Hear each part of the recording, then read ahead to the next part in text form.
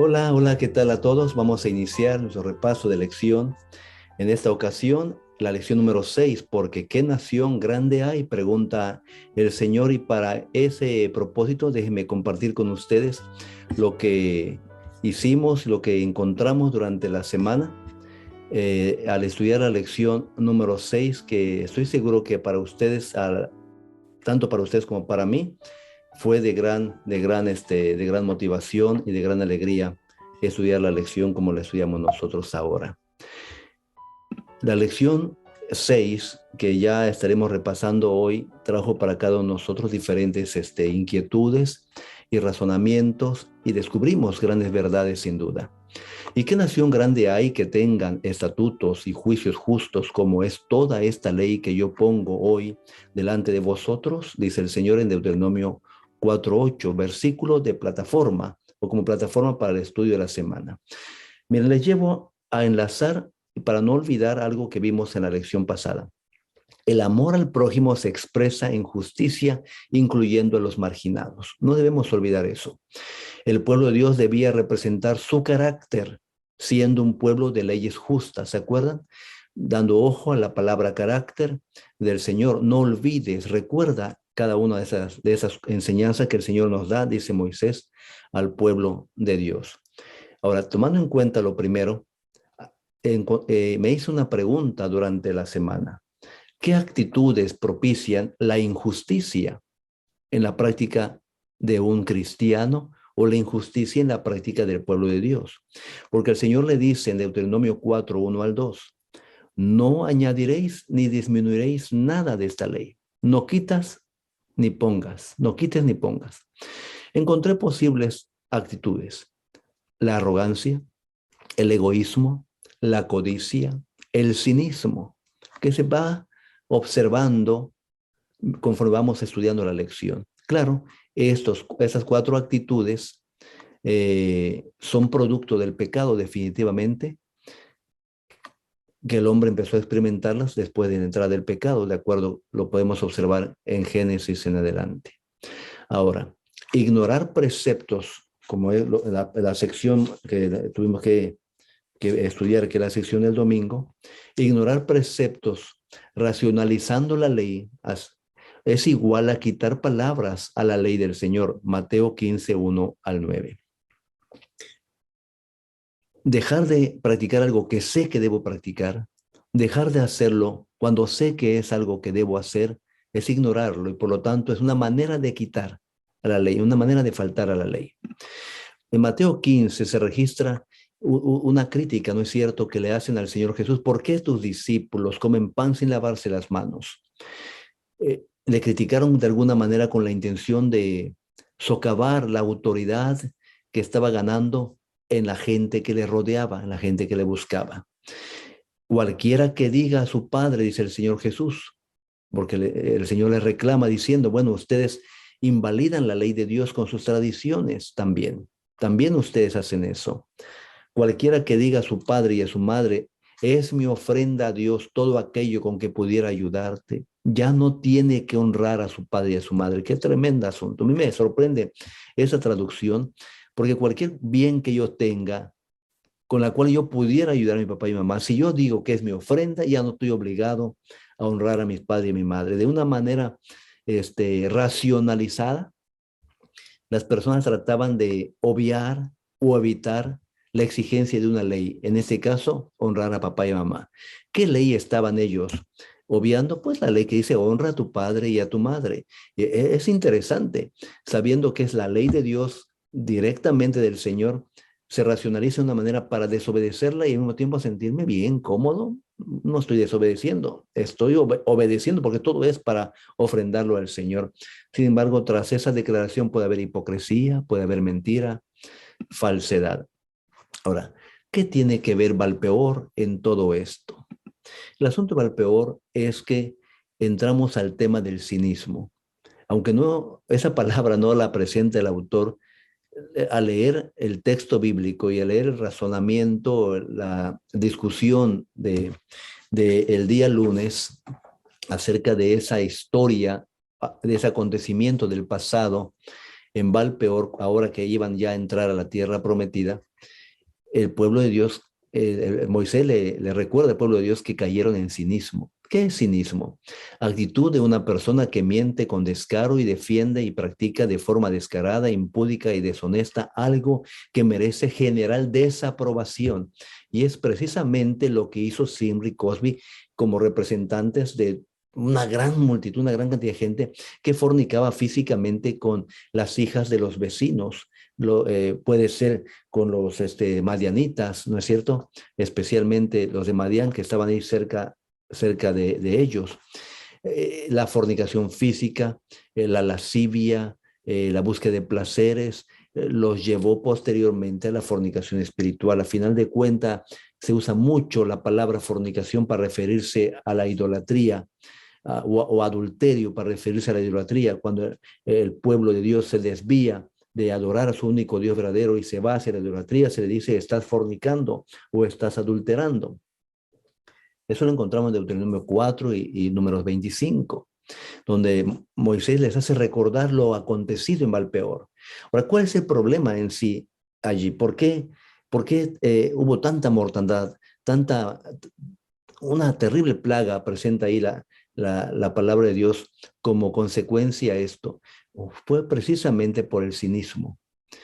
Porque Zimri y Cosby, según el texto, si ustedes repasan la porción bíblica de Deuteronomio 4:3 al 4, o se van a Números 25, 1 al 15, encontrarán que ellos de manera abierta, desafiante contra la autoridad de Moisés y obviamente contra la de Dios, pasan delante de ellos y se van hacia su cabaña o su carpa para tener o practicar actos inmorales.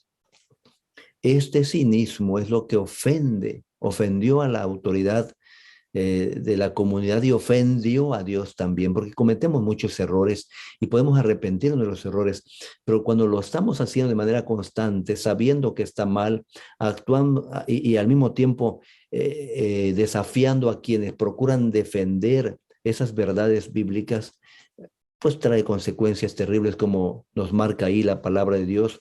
Mucha gente murió por la plaga y Zimri y Cosby pues mueren atravesados por una lanza, reacción del celo de uno de los hijos de los sacerdotes. Lo importante entonces es que nosotros podamos seguir a Jehová, perseverar en Jehová. Lo importante es que nosotros aprendamos a ser sus siervos en obediencia a Jehová. Por eso Moisés en el capítulo 4, verso 4 de Deuteronomio le dice, mas vosotros que seguisteis a Jehová, que le obedeciste, que perseveraste, que no caíste en esa idolatría, en ese cinismo, todavía tú vives. Dabá, que la palabra que se nos menciona aquí es para referirse que sigues o perseveras en Jehová. Pero también Dabá puede ser aquel que persigue, que es seguidor o persevera en el enemigo de Jehová o en las prácticas contrarias. Lo importante aquí es que el que es un seguidor, el que va a seguir, primero debe estar obligado o está obligado a decidir seguir a alguien, pero por los motivos correctos, no seguir a cualquier persona por cualquier ocurrencia. Seguir a Dios, obedecer a Dios, perdón, seguir a Dios o perseverar en Dios debe ser por la obediencia, debe ser por obediencia, el motivo de obedecerle, porque Él es nuestro Señor, nuestro Salvador. Él nos ha dado todo. No debemos olvidar nunca eso. Insistentemente, Deuteronomio nos dice, no olvides. Ahora, lo que Moisés le dice, Dios se manifestó especialmente a Israel para hacer bendición a otros. Eso lo encontramos en Deuteronomio 4:32. Es decir, el Señor buscó un pueblo especial para hacerlo especial, un pueblo de sacerdotes, los bendijo grandemente, le dio leyes especiales para que sean diferentes a los demás. Y estas características del pueblo debían de alguna manera considerarse como bendición de Dios para el pueblo, porque ¿qué otra nación habría de recibir o había recibido algo así? ¿Y para qué recibe? ¿O por qué recibe eso? ¿O tú o yo, por qué hemos recibido el don de la salvación? ¿O tú o yo, por qué hemos recibido la bendición de ser parte de una iglesia bíblica profética como ese pueblo de Dios adventista? Ahora, resaltamos algo que percibimos ahí en los textos, que es que Dios bendice lo que quiere bendecir, es decir, lo que forma parte de su carácter, Él lo bendice. Todo aquello que nosotros practicamos en armonía con sus leyes, con sus enseñanzas, Dios lo bendice. Dios lo bendice porque es parte de su carácter. Dios no va a bendecir aquello que le pedimos que bendiga cuando es algo contrario a lo que Él ha enseñado o a lo que nos ha pedido, al contrario a sus preceptos. Ahora, el pueblo de Dios, en este contexto de la bendición del Señor y de la petición del Señor para vivir una vida de armonía y recordar que somos especiales o que ellos eran un pueblo especial, es que el pueblo debía mirar, guardar y enseñar. Mirar era poder recordar, mirar era poder observar lo que Dios ya había hecho por ellos. Eso es mirar, recordar, tener en cuenta lo que ya había ocurrido. Y eso, lo que Dios les había dado, ellos debían guardarlo, hacerlo suyo, practicarlo, ser parte de sus propios genes y entonces también enseñarlo a otras personas. Ese es el plan de Dios. Mira, guarda y enseña, según el texto. Ahora, la reacción en cadena que debía ocurrir o que esperaba el Señor que ocurriera con los pueblos vecinos era que los pueblos vecinos oirían lo que Israel guardaba, lo que Israel practicaba, lo que Israel vivía, ellos lo oirían, también lo verían y entonces serían motivados a expresar frases de admiración y serían motivados a buscar también al único Dios verdadero. Qué hermoso, hermanos, te pareció que nosotros también hoy debemos hacer lo mismo, debemos procurar lo mismo, que a través de nosotros, nuestra conducta, nuestra vida santa o santificada en el Señor, sea un motivo de acercamiento para las personas que no conocen a Dios. Ahora, el temor a Jehová es el principio de la sabiduría. El temor a Jehová es el principio de la sabiduría, Proverbios 1:7. ¿Y por qué traigo el recuerdo esto? Porque Moisés le dice al pueblo que la obediencia a esas leyes sería su sabiduría y sería su inteligencia. Ahora, ¿qué entendemos por temor a Dios? Temor a Dios es obediencia a Dios.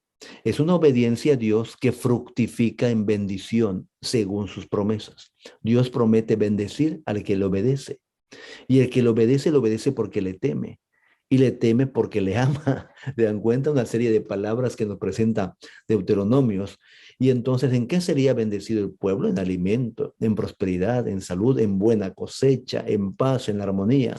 En muchas cosas sería el pueblo de Dios bendecido, lo cual los vecinos debían ver, debían oír, admirarse del Dios que tenía el pueblo de Israel y desear y buscar a ese Dios maravilloso. El salmista lo dice de la siguiente manera: tú, Jehová, bendecirás al justo. Si tú no eres justo, ¿cómo puedes pedir que el Señor bendiga lo que tú en tu oración pides que bendiga? Ser justo es estar en obediencia al Señor. No estoy hablando de perfección. No estoy hablando de ausencia de error. No, ser justo es estar en esa tendencia constante de obedecer a Dios, de creer y respetarle a Él. Porque Dios ha de proteger al justo, aquel que trata bien a su prójimo, aquel que tiene una relación lo más cercana posible a su Creador. Ahora, Israel entonces, para vivir una vida así, y debía aferrarse a su Dios para ser una nación grande, aferrarse a sus promesas, aferrarse a los dictámenes del Señor, a las enseñanzas del Señor, y esto nos lleva al otro punto que tiene que ver con su ley, la ley de Dios. El autor nos hace mención, el autor de la lección nos hace mención que la ley de Dios, a diferencia de las leyes que normalmente se tienen en los diferentes países, estados, es que la ley de Dios es apodíctica, es decir, es algo que se dicta, que está puesto de antemano allí, que no da lugar a discusión ni a enmendarla, es tal cual para obedecerla. Éxodo 19:8 lo dice: haremos así, lo haremos. Es decir, obedeceremos, luego vamos a entender, no entendemos por qué esto, pero vamos a obedecer, me comprometo a obedecer. Así que a esta ley apodíctica, el Señor dice: guárdalos pues y ponlos por obra. Porque guardar, obedecer, hacerlo nuestro cada día, eso sería visto como sabiduría e inteligencia ante los ojos de los demás pueblos. Puse aquí la palabra secreto para decir que Este sería tu secreto, no en secreto para no compartirlo, sino que tu secreto o el elemento más importante que te hace ser diferente a los demás y que es el secreto que la gente debe buscar, descubrir. ¿Cómo es que tú eres sabio e inteligente, un pueblo diferente, sano, próspero, etcétera? Porque debemos obedecer la bendita ley del Señor. Ahora, ya sabemos que obedecemos la ley no para ser salvo. No solamente debemos saberlo, sino que debe ser parte de nuestro entendimiento dentro de nosotros, que somos salvos por Cristo, solamente por Cristo. Pero obedecemos la ley de Dios porque Él ya nos salvó a nosotros y porque esa ley es el carácter mismo de Dios y porque Él la hizo eterna para hacer de nosotros un pueblo diferente al cual todos los demás pueblos también quieran, sean motivados a buscar al Señor. Ahora, recordemos que en todo lo que hacemos, en todo lo que vivimos, la gloria de Dios se ha de manifestar. Es decir, se manifiesta la gloria de Dios cuando eso se revela en su pueblo. Hermanos, Dios les bendiga grandemente. Espero que este breve repaso, síntesis, resumen de la lección sea de utilidad para cada uno de ustedes y sobre todo, hermanos, comprometámonos hoy a ser fieles a nuestro Dios. Comprometámonos a continuar con el Señor en obediencia, en reconocer que sí somos un pueblo diferente, pero que no podemos estar aislados ni callados. Tenemos que compartir con otros estas grandes verdades, pero no solamente debemos compartirlas verbalmente hablando, sino que la gente debe observarlas también en nuestra vida, en nuestra práctica diaria, en nuestra experiencia diaria. Y ellos al ver nuestra prosperidad, es decir, nuestra felicidad, la vida bendición, nuestra armonía entre familia, con la familia y nuestra constancia en ayudar y en colaborar con otros, ellos se vean inspirados, se vean motivados para buscar a ese Dios en quien tú crees. Dios te bendiga, es mi deseo y oración. Nos vemos la próxima semana con la ayuda de nuestro Dios. Hasta luego.